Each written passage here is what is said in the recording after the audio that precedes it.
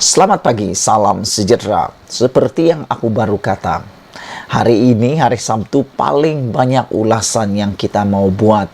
Lagi pula, banyak isu-isu semasa yang sedang berlaku dalam negara kita. Isu politik yang tak habis-habis lagi. Aku pikir isu politik ini hanya akan selesai apabila PRU15 menjelma dan arang undang-undang anti lompat parti dapat dikuasakan.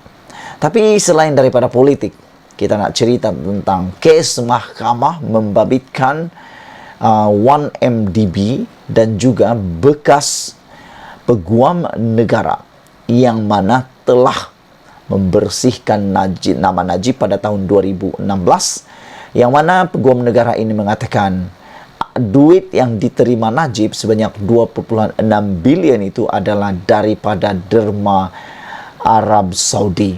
Siapa lagi kalau bukan Apandi Ali. Dalam laporan terkini di Malaysia kini menyebut, hakim berkata Apandi nampak tak berminat beri kenyataan bertentangan isu derma RM 2,6 bilion.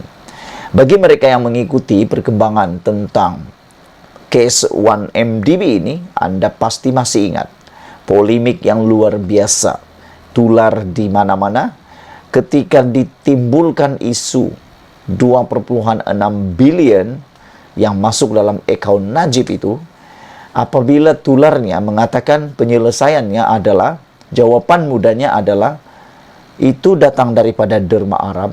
Ini sesuatu yang amat mengejutkan kita semua, kerana nilai 2,6 bilion itu bukan nilai yang sedikit. Itu nilai yang sangat banyak. Bagi pendapat aku, hanya orang gila yang boleh menderma 2,6 bilion kepada seorang pribadi. Kalau pikir kepada NGO kah, kepada pertubuhan kah, kepada persatuan kah, ya mungkin kita boleh fikir itu sesuatu yang biasa-biasa. Contohnya Bill Gates, contohnya siapa lagi ya, orang-orang kaya yang terkaya-kaya, super kaya di dunia, mereka menderma bukan kepada pribadi tetapi kepada NGO maupun persatuan pergerakan. Tapi itu pergerakan, bukan individu. Tapi yang case ini, case 2,6 bilion masuk dalam akaun seseorang dan dianggap sebagai derma daripada Arab Saudi. Wow. Ini luar biasa. Hanya orang-orang tertentu yang saya anggap mungkin orang gila sikit, yang hanya itu saja yang sanggup menderma 2,6 bilion kepada seorang pribadi. Ceritanya semua bermula apabila hakim mengatakan Apandi nampak tak berminat beri kenyataan bertentangan isu derma RM 26 bilion. Kamu kena ikut ulasan ini, karena ulasan ini memang bikin panas, memang menghairankan, memang mengujakan dan menjawab banyak persoalan tentang 1MDB yang kau tak pernah tahu. Jangan kau skip, ikuti terus dan tekan butang subscribe, karena hari ini banyak ulasannya akan Anda dapat daripada channel ini. Mahkamah mendapati bekas peguam negara Muhammad Apandi Ali kelihatan tidak berminat dan adakala memberi kenyataan bertentangan dalam keterangannya untuk saman fitnah terhadap Lim Kit Siang. Dalam penghakiman sebanyak 100 halaman yang dikeluarkan Kamis lalu, Mahkamah Tinggi Kuala Lumpur menyatakan amat jelas bahawa Apandi menunjukkan sikap tidak berminat dan tidak kisah terhadap kedaulatan undang-undang yang asas dan malah akal yang wajar, iaitu common sense. Perkara itu dilihat Hakim Azimah Omar ketika Apandi berulang kali disoal oleh peguam Lim berhubung tindakan membersihkan Najib Razak daripada kesalahan dengan menerima hujah yang wang RM 2,6 bilion yang diterima bekas Perdana Menteri itu datang daripada kerabat Diraja Arab Saudi. Walaupun dengan penuh hormat, Mahkamah perlu menyatakan rasa cemuh terhadap keterangan bertentangan oleh planatif, sikap mengelak dan kenyataan tidak benar, kata laporan ini.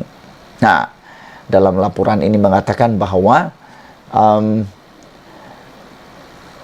Apandi Ali berulang kali disoal oleh Peguam Lin berhubung tindakannya membersihkan nama Najib daripada kesalahan dengan menerima.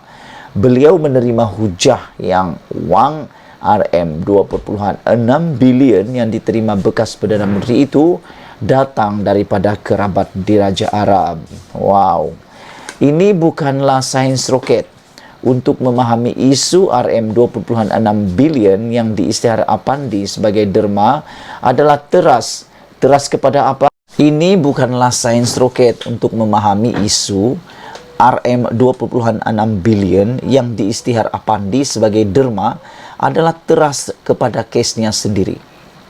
Anda tahu tuan? Anda tahu? Ya, kita semua tahu. 2016 isunya itu sangat hot. Apabila Apandi Ali membersihkan nama Najib, mengatakan, iya memang itu diterima. Hujah itu diterima oleh Apandi ketika itu sebagai Ketua Peguam Negara. Derma RM2.6 bilion daripada putra diraja Arab Saudi. Ia satu kelalaian besar. Ia satu kelalaian besar jika planatif menggunakan kesempatan di mahkamah tanpa benar-benar berterus terang dan bersedia sepenuhnya untuk menjustifikasikan keputusannya memilih naratif derma untuk membebaskan Najib. Kata hakim seperti dipetik dalam The Edge.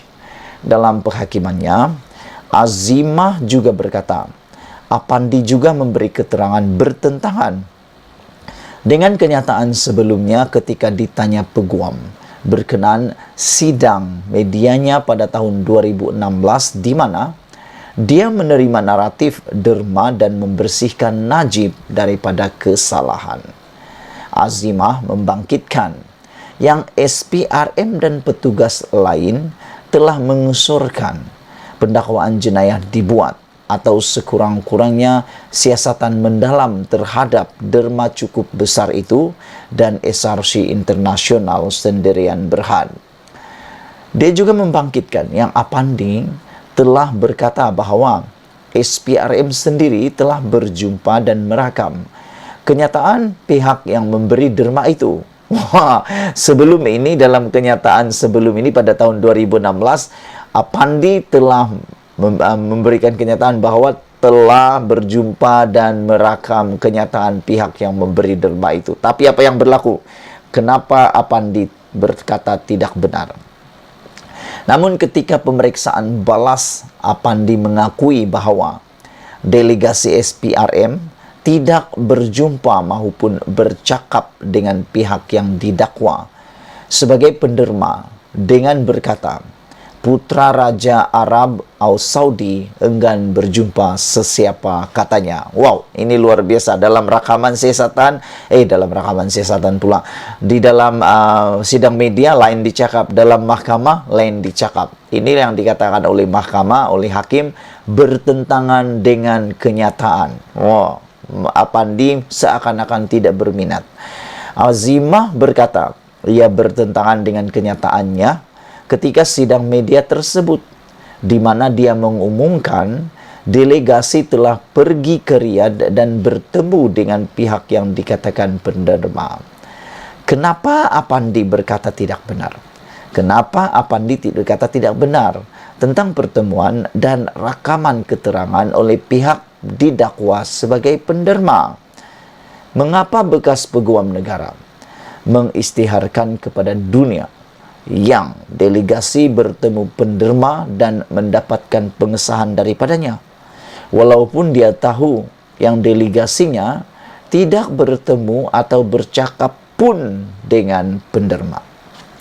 Mahkamah benar-benar bingung dengan keterangan planatif yang mengakui mengambil naratif derma secara keseluruhannya, walaupun tanpa bukti langsung dan lebih cenderung kepada bukti kabar angin delegasi. Di situ jelas keterangan Apandi sendiri menunjukkan sikap tidak berminat, mengelak dan berlepas diri untuk menyiasat derma dengan lebih lanjut, katanya lagi. Azimah juga menegur Apandi Kerana gagal mengingati nama individu dari keluarga diraja Saudi yang didakwa membuat derma tersebut yang menurutnya adalah maklumat penting dan keabsahan kenyataan yang dibuat Lim terhadapnya. Wah, inilah penyakit sindrom Najib mula lagi, yaitu gagal mengingati nama individu keluarga diraja Saudi. Atau dengan kata lain, tak tahu dan tak ingat.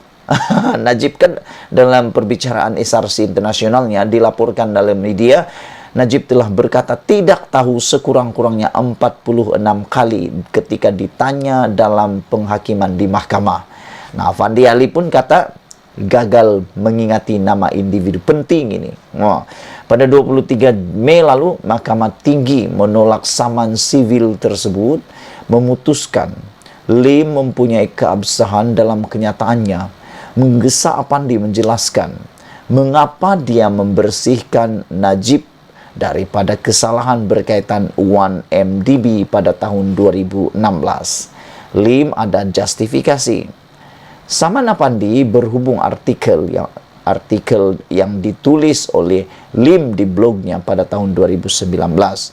Azimah berkata, Lim ada justifikasi untuk membangkitkan isu tersebut, terutama susulan sabitan terhadap Najib dalam kes rasuah RM42 juta SRC Internasional. Mahkamah ketika itu mengarahkan Apandi membayar Rp80.000 sebagai ganti rugi kos kepada Lim Guan Eng. Menyentuh penghakiman terhadap sabitan Najib pada 2020, Azimah berkata dia tidak berhasrat untuk membuat litigasi semula ke atas fakta kes tersebut. Tetapi ia di bawah kuasa mahkamah ini untuk mengambil kira fakta-fakta ini, katanya. Azimah juga mempersoalkan keputusan Apandi untuk mengklasifikasikan kertas siasatan terhadap Najib sebagai tiada tindakan lanjut NFA. Susulan sidang medianya di mana dia mengumumkan dia tidak berhasrat menghalang sebarang siasatan lanjut daripada mana-mana agensi. Mahkamah cenderung untuk bersetuju bahawa NFA bermakna Apandi telah menutup siasatan. Bagaimanapun, dia boleh menegaskan yang siasatan ditutup apabila dia sudah mendapat kesimpulan yang Najib tidak melakukan kesalahan dan menerima naratif derma. Saksinya, Apandi sendiri memberi keterangan yang planatif bertegas untuk menamatkan siasatan. Walaupun petugas SAS mencadangkan siasatan diteruskan, katanya lagi.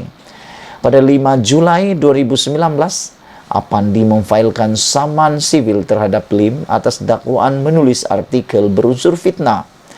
Dia mendakwa artikel itu antara lain membayangkan dia terlibat dengan skandal 1MDB, seorang individu yang tiada integriti dan moral, tidak beretika dan menyalahgunakan kuasa ketika menjadi peguam negara. Sekian dulu ulasan pada kali ini. Jangan lupa tinggalkan komen Anda. Sila tekan butang subscribe. Malaysia kita punya, kita jaga sama-sama. Cintai Malaysia. Kita jumpa lagi. Bye-bye.